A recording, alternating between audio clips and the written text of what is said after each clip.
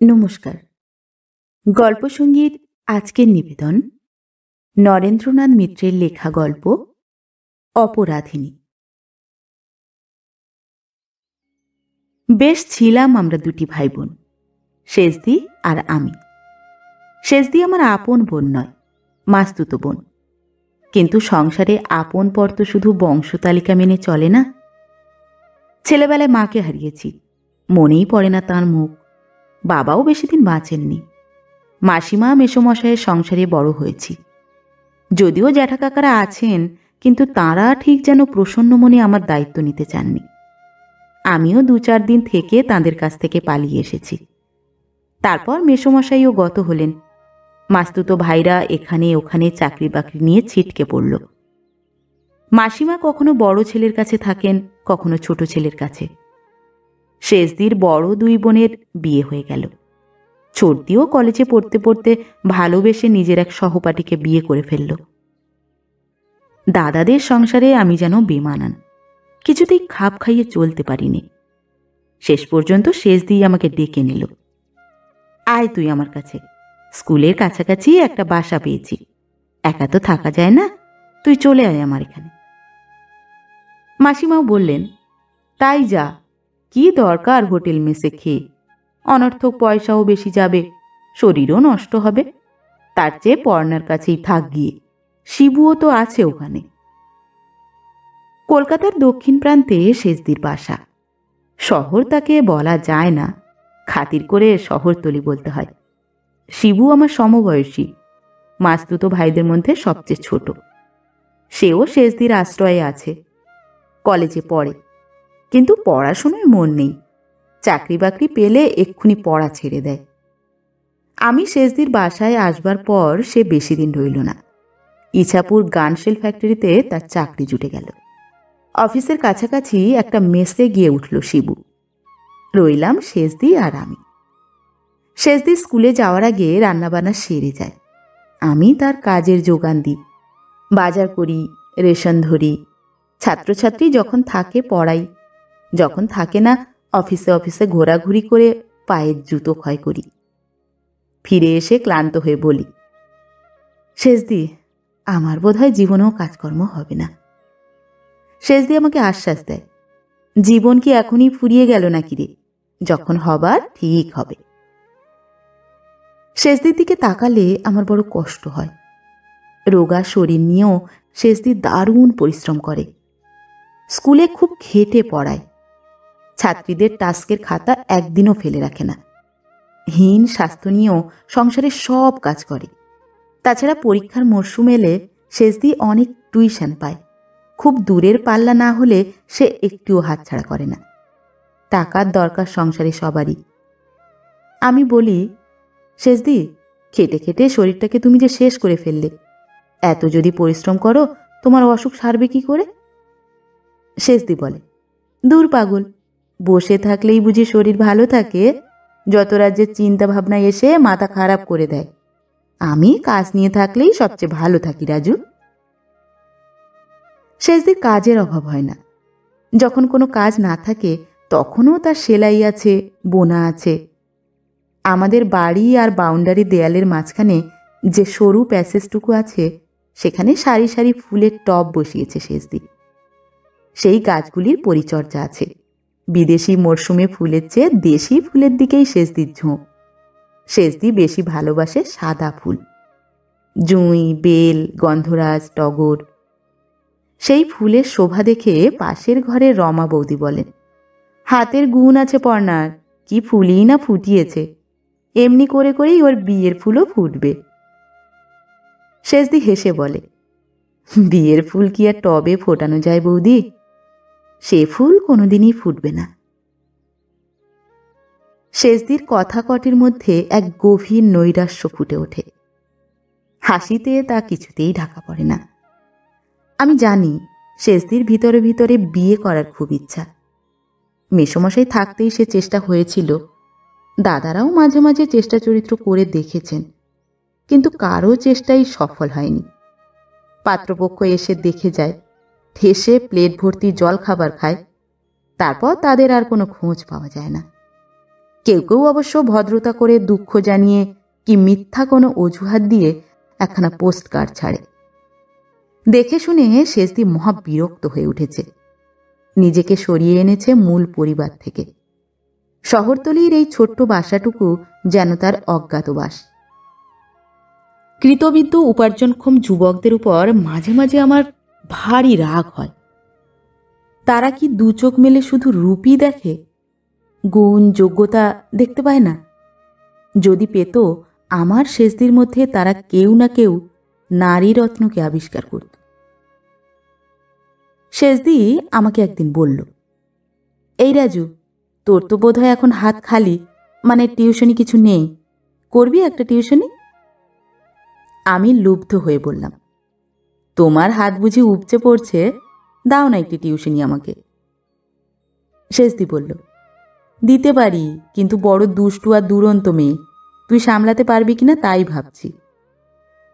আমি বললাম, দিয়ে দেখো না, আমি নরম হতেও জানি, গরম হতেও জানি। এমন কড়া ধমক লাগাবো তোমার ছাত্রী ভয়ে কাঠ হয়ে থাকবে। শেষদি বলল, ওদের অবস্থা তেমন ভালো নয়, বেশি কিছু দিতে পারবে না, তবে ওরা পাড়ার মধ্যেই থাকে, তোর ট্রাম বাসের খরচা লাগবে না। হেসে বললাম, ঠিক আছে, আমার যদি 5 টাকা বেশি রোজগার হয়, তোমার ফান্ডে 5 টাকা বাড়বে, না হলে 5 টাকা ঘাটতি পড়বে। যেখান থেকে যা পাই হাত খরচা রেখে সব আমি শেষদির হাতে দিয়ে দিই। জানি সব মাসে হয়তো তাতেও নিজের থাকা খাওয়ার খরচ কুলিয়ে ওঠে না।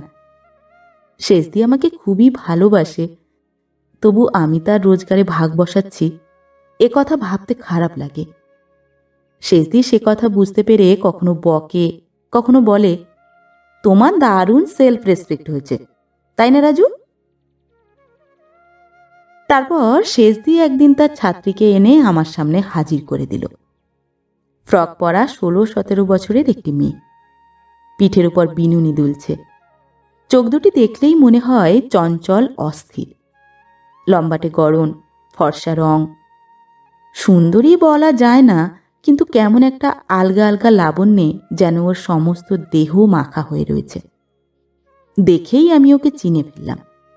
শুধু পাড়ার মধ্যেই নয়, আমাদের বাড়ির খুব কাছেই ওদের বাড়ি। দুটো জোড়া নিম গাছের পেছনে যে নতুন ফ্ল্যাট বাড়িটা উঠেছে, তারই দোতলায় ওরা থাকে। ওদের বাড়ির সামনেই বাস স্টপ, সেখান থেকে আমরা বাসে উঠি। ওকে মাঝে মাঝে দাঁড়িয়ে থাকতে দেখি স্টপে, সঙ্গে অবশ্য আরো 2-1টি মেয়ে থাকে। তাছাড়া পাড়ার স্টেশনারি দোকানে, রেশনের দোকানে, ডক্টর চৌধুরীর ডিসপেন্সারিতে কোথায় ওর গতিবিধি না আছে। আমার ভাব দেখে শেষদি মুখ টিপে হাসছিল, আমার দিকে চেয়ে বলল, কি ব্যাপার, আমাদের বুলাকে খুব চেনা চেনা লাগছে নাকি রে? আমি বললাম, তোমার এই স্বনামধন্যাকে পাড়ায় না চেনে কে? শেষদি এবার বুলাকে বলল, এর কথাই বলছিলাম, এখন থেকে রাজুই তোকে পড়াবে। মাস্টারমশাইকে খুব ভক্তি করবি, শ্রদ্ধা করবি, যা বলে মন দিয়ে শুনবি, নইলে কিন্তু বিদ্যা বুদ্ধি কিছুই হবে না। সঙ্গে সঙ্গে বুলা নিচু হয়ে আমার পায়ের ধুলো নিল, সেই সঙ্গে অবশ্য শেষদিকেও একটা প্রণাম করল। ওর ভঙ্গি দেখে বোঝা শক্ত ও কি সত্যিই শ্রদ্ধা করছে না ঠাট্টা করছে। কিন্তু যাই করুক না কেন, আমি ওর উপর রাগ করতে পারলাম না। শেষদি বলল, থাক থাক, অতিভক্তি চোরের লক্ষণ। রাজু, আগাম গুরু দক্ষিণা তো পেয়ে গেলি, আর কি, এবার বিদ্যাদান শুরু করে দে। বুলা শান্ত গম্ভীরভাবে বলল, শেষদি, আমি ওকে কি বলে ডাকবো?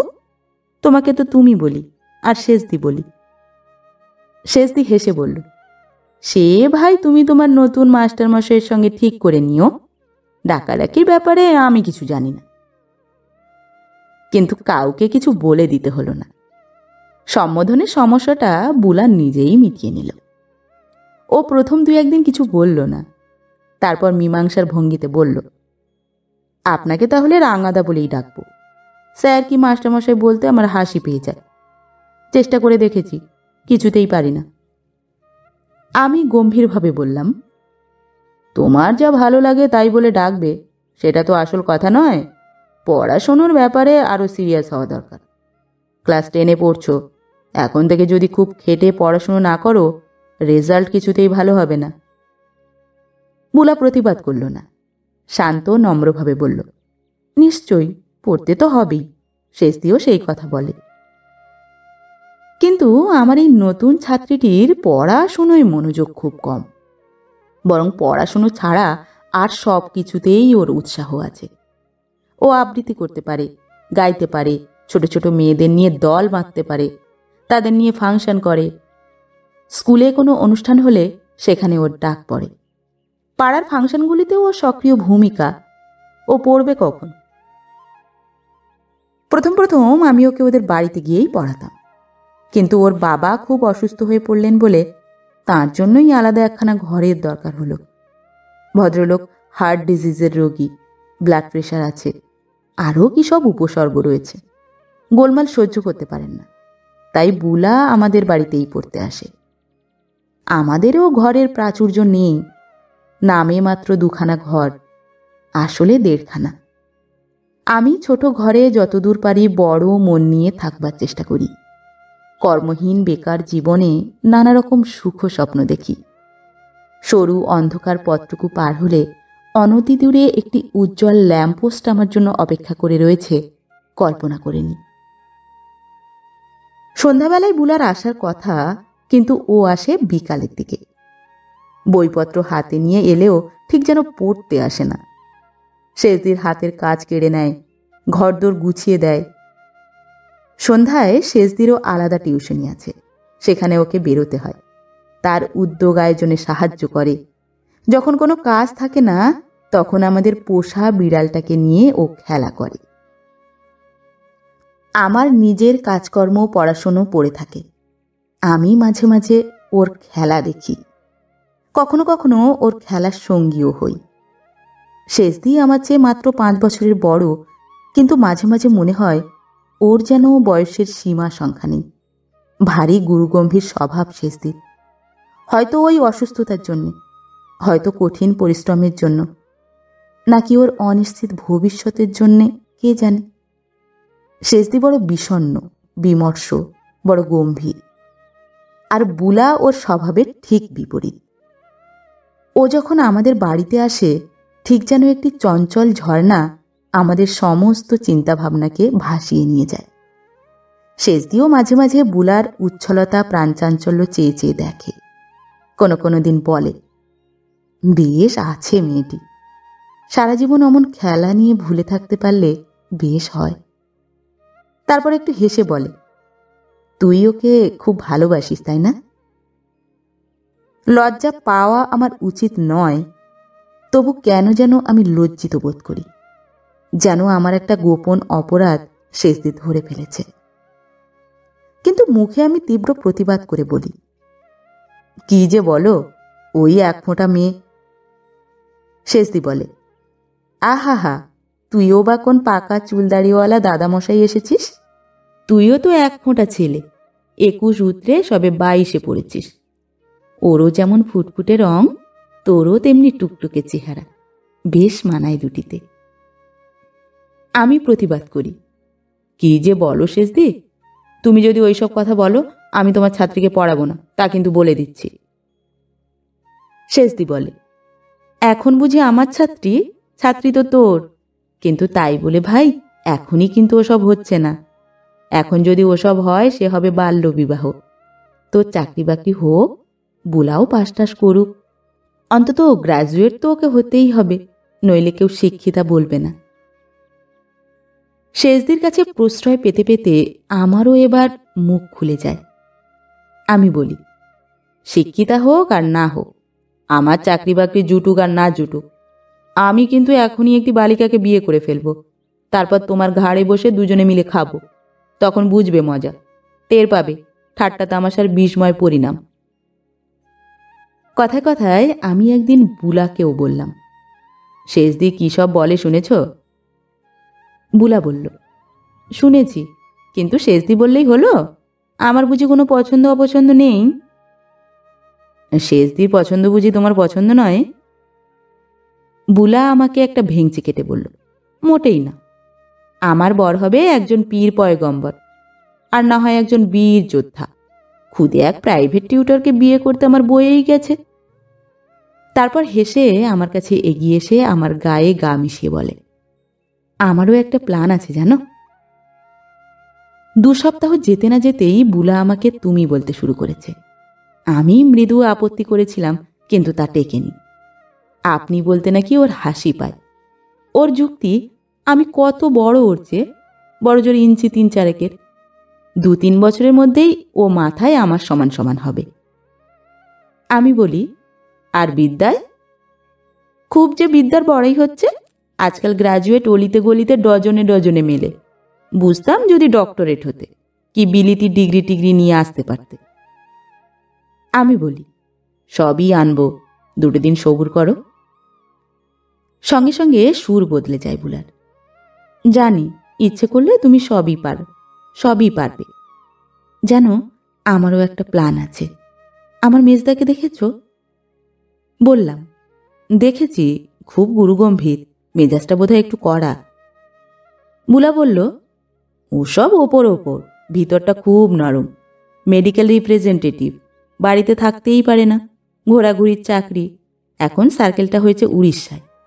কত জায়গায় যে যায় তার ঠিক নেই। ময়ূরভঞ্জ নামটা কি সুন্দর, তাই না? শুনেই যেতে ইচ্ছে করে। আমি এত করে বলি, মেজদা আমাকে সঙ্গে নাও, কিছুতেই নেয় না। আমি কিন্তু তোমার সঙ্গে ঘুরবো, দেশ বিদেশ বেড়াবো। আমি বললাম, তাহলে আমি পীরও হব না, বীরও হব না, হব একজন মেডিকেল রিপ্রেজেন্টেটিভ। বুলা বলল, আহা, ঘোরাঘুরির জন্য আর বুঝি কোনো চাকরি নেই? যাকগে, ওসব বাজে কথা রাখো, একটা কাজের কথা বলি। আমার মেজদার সঙ্গে তোমার মেজদিকে খুব মানায়, তাই না? আমি বললাম, মানায় তো, যাতে তোমরাও কায়স্থ, আমরাও কায়স্থ। বুলা বলল, আমরা কিন্তু কুলীন, আমরা বসু মল্লিক, আর তোমরা শুধু মল্লিক, একজন দে আর একজন সরকার। আমি আমার ছাত্রীর ভুল শুধরে দিয়ে বলি, কথাটা কিন্তু মল্লিক নয়, মৌলিক, মূল থেকে এসেছে। বুলা বলল, জানি গো জানি, কথায় তো মল্লিকই বলে। মায়ের কিন্তু কুলীন মৌলিকে বাছাবাছি নেই, জাত বিচারও নেই। মেজদাকে প্রায়ই বলেন, তুই বামুন হোক, কায়েত হোক, মেথর হোক, মুদ্রা ফরাস হোক, যে কোনো জাতের মেয়েকে বিয়ে করতে চাস কর, আমি বউ বরণ করে নেব। মেজদা কি বলেন? মেজদা বলেন, ভেবে দেখি। কত মেয়েকে দেখানো হলো, বেশ সুন্দর সুন্দর সব মেয়ে, কিন্তু মেজদা রূপের ভক্ত নয়। আমি আশান্বিত হয়ে বলি, তবে কিসের ভক্ত? বুলা বলে, গুণের। মেজদা বলে, রূপ দিয়ে কি ধুয়ে খাবো? রূপ তো 2 দিনের, গুণ চিরদিনের। জানো, শেষদির গুণের কিন্তু খুব প্রশংসা করে মেজদা। বলে, মেয়েটি খুব রিজার্ভড, স্কুলেও খুব সুনাম, খেটে পড়ায়, আমার খুব ভালো লাগে। আমি উল্লসিত হয়ে উঠি। বলেন নাকি? তাহলে দাও না শেষদির সঙ্গে আলাপ করিয়ে। বুলা বলে, আলাপ করতে হবে কেন, আলাপ ওদের আছে। আছে আলাপ? থাকবে না? একই বাস স্টপ, একই পোস্ট অফিস, একই স্টেশনারি দোকান। তাছাড়া আমার বিষয় নিয়েও তো আমার মেজদাকে তোমার শেষদির সঙ্গে কথা বলতে দেখেছি। তোমার ছাত্রী হওয়ার আগে আমার সঙ্গে বুঝি তোমার আলাপ ছিল না? আমি অবাক হয়ে বললাম, কই না তো। বুলা বলল, এখন বলছো না তো, লুকিয়ে লুকিয়ে তো প্রায় রোজ দেখতে, সাধুরাই সবচেয়ে চোর হয় বেশি। আমি নির্বাক হয়ে রইলাম। মাসের পর মাস কাটতে লাগলো। কিভাবে যে কাটে আমি টেরই পাইনি। আমার অবস্থার যে কোনো পরিবর্তন হয়েছে তা নয়, আগের মতোই ছাত্র পড়াই, ছাত্রী পড়াই। কখনো মাইনে আদায় হয়, কখনো হয় না। মিশনরতে এক পাবলিসিটি অফিসে একটি শিক্ষানবিশের কাজ জুটেছে। সেখানে মাইনে টাইনে কিছু নেই। শিক্ষা সম্পূর্ণ হলে, আমার কাজ কর্তাদের পছন্দ হলে তবে চাকরি, তবে বেতন। তার আগে যা পাই তাতে ট্রাম বাসের খরচ আর টিফিন খরচাটা হয়। কিন্তু নিজেকে আমার মাঝে মাঝে মনে হয় আমি যেন এক রাজা ধীরাজ সম্রাট। সম্রাজ্ঞীর জন্যে আমি মাঝে মাঝে ভাবি একখানা শাড়ি কিনব, কিন্তু সাহসে কুলোয় না। কে জানে কে কি মনে করবে। শেষদিও হয়তো অতটা বাড়াবাড়ি পছন্দ করবে না। শাড়ি দিতে না পারলেও আমি আকাশ নীল রঙের ব্লাউজ পিস ওকে কিনে দিয়েছি, রুমাল আর ভ্যানিটি ব্যাগ, জন্মদিনে গীতবিতান 3 খণ্ড একসঙ্গে বাঁধাই। সে মাসে আমার হাত খরচে টান পড়ে, 4 টোস্টের বেশি টিফিন জোটে না। বুলাও আমাকে কম দেয় না। আমার গেঞ্জি আর রুমাল কেচে দেয়, আমার পড়ার টেবিল গুছিয়ে দেয়, টুকিটাকি যেখানে আমার যা একটু লেখাটেখা বেরোয় নিয়ে নিয়ে ওর বন্ধুদের শোনায়, তারপর সযত্নে সেগুলি ফাইল করে রাখে। শেষ দিকে সুবিদ্যার যে বেশ পছন্দ, সে কথাও শেষ দিকে বুলা জানিয়ে দিয়েছে। সুবিদ্যার নাম লেখা বইটই শেষদির টেবিলে এখন দেখতে পাই। মেডিকেল রিপ্রেজেন্টেটিভের কাছ থেকে কিছু কিছু ওষুধ আর ফুড টুডও আসে, বুলাই সব এনে দেয়। সুবিদ্যা নাকি বলেন, দিস তোর শেষ দিকে নিয়মিত ইউজ করে যেন রোগ সেরে যাবে। আমি মাঝে মাঝে বলি, আচ্ছা সুবিদ্যা নিজের হাতে কেন ওসব দেন না, আমি যেমন তোমাকে দিই? আহা, তুমিও তো লুকিয়ে লুকিয়ে দাও, তোমার যা সাহস তা আমার জানা আছে। মেজদা তোমার চেয়ে লাজুক আর ভীরু, নামেই সুবীর, নিজের চাকরিতে চচ্চর করে উন্নতি করতে পারে, তার বাইরে আর কোনো ক্ষমতা নেই। বিনিময়ে শেষ দিয়েও নীরবে উপহার দেয়। সুবিরদা যখন 2-4 দিনের জন্য বাড়িতে আসে, শেষদি ডিমের কারি, মাংসের স্টু রান্না করে ওর বাড়িতে পাঠিয়ে দেয়।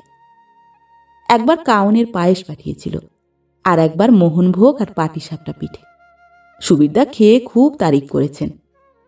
2-1বার চা খেতেও আমরা সুবিরদাকে ডাকি, তিনি এলে শেষদি খুব খুশি হয়, খুব যত্ন করে চা করে।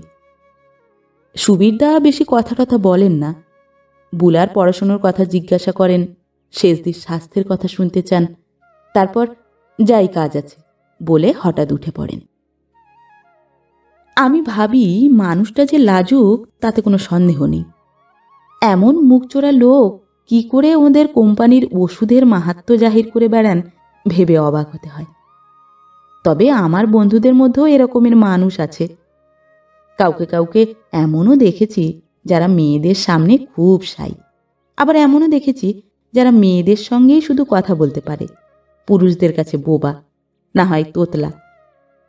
তেমন ধরনের ছেলেকে আমিও পছন্দ করি না, শেষদিও পছন্দ করে না।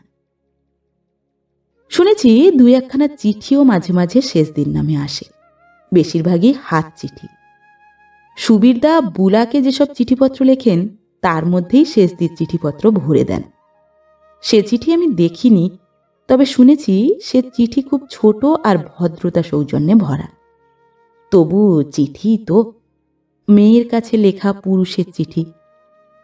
শেষদিও জবাব দেয়, বুলা তার দাদার চিঠির জবাব আদায় করে নেয়। শুনে আমার ভালোই লাগে, তাহলে শেষদিরও একজন বন্ধু হয়েছে। এর আগে চিঠিপত্র লেখায় শেষদির ভারী আলস্য ছিল। এখন মাসিমা আর আমার মাস্তুতো ভাইদের কাছে নিয়মিত চিঠিপত্র লেখে, আর অনিয়মিতভাবে রাখে ডায়েরি। রাত জেগে মাঝে মাঝে কি যে লেখে শেষদি সেই জানে। আমি না জেনেও অনুমান করতে পারি, সেই অনুমান আমাকে আনন্দ দেয়। সুবিরদার ওষুধের গুণ আছে। শেষদির স্বাস্থ্য আগের চেয়ে ভালো হতে শুরু করেছে, মুখ চোখের রং বদলাচ্ছে। শেষদি কাজের ফাঁকে গুনগুন করে গানও করে, ধরা পড়ে গেলে কম বয়সী মেয়ের মতো লজ্জিত হয়। আগে স্কুলের কাজ ছাড়া আর কোনো কাজ শেষদির ভালো লাগতো না, এখন তার ভালো লাগার পরিধি অনেক বেড়ে গেছে। সুবিদ্যা বাড়িতে এলে শেষদির টবের ফুলগুলি গুচ্ছ বেঁধে ওঠে, তারপর বসু মল্লিকের বাড়িতে চলে যায়। যায় অবশ্য বুলার হাত দিয়েই, সে সব কাজেই মধ্যবর্তিনী, কোনো কোনো ব্যাপারে অবশ্য শেষদির চেয়ে অনেক পূর্ববর্তিনী। ও ক্লাস 10 থেকে 11-এ উঠল, 11 থেকে টেস্ট দিল, হায়ার সেকেন্ডারি পরীক্ষা দিল। রেজাল্ট মোটামুটি ভালোই হবে। আমার আশা ফার্স্ট ডিভিশনে যদি নাও যায়, সেকেন্ড ডিভিশনে যাবেই। শেষদি হেসে বলল, তুই যা খেটেছিস তাতে তো ওর স্কলারশিপ পাওয়া উচিত। আমি ভাবলাম এবার শেষদিকেও পুরস্কৃত করা আমাদের কর্তব্য। এসব ব্যাপার বেশি দিন ঝুলিয়ে রাখতে নেই। আমি মাসিমার কাছে চিঠি লিখে তার মত আনালাম। এবার ফরমালি একটা প্রস্তাব আনতে হয়। মাসিমা লিখলেন, তোদের নিজেদের ব্যাপার, তোরা নিজেরাই কথাটা উত্থাপন কর, তারপর আমরা তো আছি। আমি শেষদিকে বললাম, তুমি সুবীরদাকে তাহলে বলো শেষদি। শেষদি বলল, দূর, তা কি পারা যায়? আমি কিছুতেই তা পারব না। তাহলে আমি বলি। শেষদির তাতে আপত্তি নেই। তারপর আমি সময় সুযোগ বুঝে সুবীরদার কাছে কথাটা পারলাম। রাস্তার ওপারে যে বকুলতলার মাঠ আছে, সেই মাঠে বেড়াতে বেড়াতে সুকৌশলে সূক্ষ্মভাবে আমাদের আবেদনটি রাখলাম। এবার একটা দিনটিন ঠিক করে ফেললেই হয়। মাসিমারও তাই ইচ্ছা, যত তাড়াতাড়ি হয় ততই ভালো। শুনে সুবীরদা আকাশ থেকে পড়লেন। খুব রূঢ়ভাবে আমাকে বললেন, এসব তুমি কি বলছো? আমি আমার বক্তব্যকে আরো স্পষ্ট করে তুললাম। আপনার সঙ্গে শেষদির এতদিনের বন্ধুত্ব, আপনি চিঠিপত্র লিখেছেন। শুনে সুবীরদা প্রায় রেগে গেলেন। চিঠিপত্র? আমি কখনো ওকে কোনো চিঠি লিখিনি। প্রমাণ হিসাবে দুখানা চিঠি আমি সুবীরদাকে দেখালাম। তিনি বললেন, এ আমার হাতের লেখা নয়, যতদূর মনে হচ্ছে বুলার লেখা। ও আমাদের ভাইদের হাতের লেখা নকল করতে পারে, ওর এসব বিদ্যা আছে, কিন্তু ও যে এমন সর্বনাশ করবে তা ভাবিনি। একটু লক্ষ্য করে যদি দেখতে বুঝতে পারতে, এ হাতের লেখা মেয়েলি, ধরে ধরে লিখেছে, তাই ছাঁদটা অমন বদলে গেছে। আমি এবার পরীক্ষা করে দেখলাম, সত্যিই তাই। আমাদের আগেই ধরা উচিত ছিল, কিন্তু বুলা আমাদের দুজনের চোখে ধুলো দিয়েছে। তারপর খুব একটা অপ্রীতিকর ব্যাপার ঘটল। বুলা কদিন আর ঘর থেকে বেরোলো না। শুনলাম দারুণ মার খেয়েছে, মুখ চোখ ফুলে গেছে, বেরোবার মতো অবস্থা ওর আর নেই। শুনিয়ে আমার খুব কষ্ট হলো। আসামির জন্যেও কষ্ট, ফরিয়াদির জন্যেও কষ্ট, কিন্তু কাকেই বা সে কথা বলি। তারপর কদিন বাদে সুবীরদা এলেন আমাদের বাড়িতে। হাত জোর করে বোনের জন্য আমাদের দুজনের কাছেই ক্ষমা চাইলেন, আর বললেন তাঁরা এখানকার বাড়ি ছেড়ে দিচ্ছেন। কোম্পানির ভুবনেশ্বর অফিসের চার্জ দেওয়া হয়েছে সুবীরদাকে, কোয়ার্টার পেয়েছে, সপরিবারে সেখানেই থাকবেন। সুবীরদা ক্ষমা চাইলেন, তা নিতান্তই মৌখিক।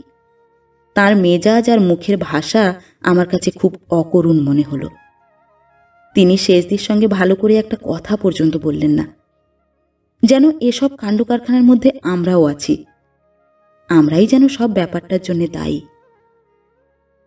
আমার ইচ্ছা ছিল বুলাকে জিজ্ঞেস করি, কেন সে এমন একটা হীন ছলনার কাজ করতে গেল, কেন এই জাল জুয়ো চুরি, কিন্তু ওর সঙ্গে কথা বলবার সুযোগ হয় না। ওরা প্রায় নিঃশব্দেই আমাদের কাছ থেকে বিদায় নিল। আমার মনে হয় বুলার মনে খুব যে একটা খারাপ অভিসন্ধি ছিল তা নয়, ওর গল্প বানাবার অভ্যাস ছিল। শেষ পর্যন্ত হাতে কলমে একটা গল্প বানিয়ে গেছে। ওর নায়ক নায়িকার মিলন ঘটাতেই ওর ইচ্ছা ছিল, কিন্তু এমন বেয়াড়া পথ ও যে কেন বেছে নিল ওই জানে। আমার অনেক কথাই মনে হয়, কিন্তু কোনো কথাই আমি শেষদিকে বলতে পারি না। বুলার নাম ওর সামনে উচ্চারণ করতেও আমার ভয় হয়। আমরা এখন আগের মতোই স্বাভাবিক হতে চেষ্টা করি, যেন এসব ঘটনা কিছুই ঘটেনি। আমার আর শেষদির মধ্যে বুলাও আসেনি, সুবিধাও আসেনি। আমরা আগের মতোই একসঙ্গে ঘর সংসারের কাজ করি, হাসি গল্প করি, তারপর বাইরে যে যার কাজে চলে যাই। রাত্রে ফিরে এসে আবার কথাবার্তা বলি। আমাদের দৈনন্দিন জীবন প্রায় আগের মতোই একই রকম চলে, শুধু ফুলের টবগুলির আর যত্ন করে না শেষদি। গাছগুলি আস্তে আস্তে শুকিয়ে যাচ্ছে। আর বিড়ালটারও কোনো যত্ন হয় না, সে মিউ মিউ করে একা একা ঘুরে বেড়ায়। আমি বিড়াল পছন্দ করি না, এই জীবটি কোনোদিনই আমাকে তেমন আকর্ষণ করত না, কিন্তু এখন করে। শেষদি যখন বাড়িতে থাকে না, আমিই আস্তে আস্তে বিড়ালটাকে কোলে তুলে নিই। ওর গায়ে মাথায় হাত বুলাই। কি নরম তুলতুলে ওর গা। ওর গায়ে যেন আর একটি কোমল স্পর্শ লেগে আছে।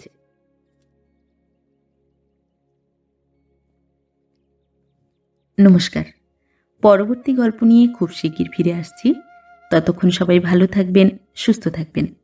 গল্প পাঠ ভালো লাগলে গল্পটিতে একটি লাইক করবেন এবং ভিন্ন ভিন্ন স্বাদের অডিও স্টোরি শোনার জন্য অবশ্যই চ্যানেলটি সাবস্ক্রাইব করবেন। ধন্যবাদ।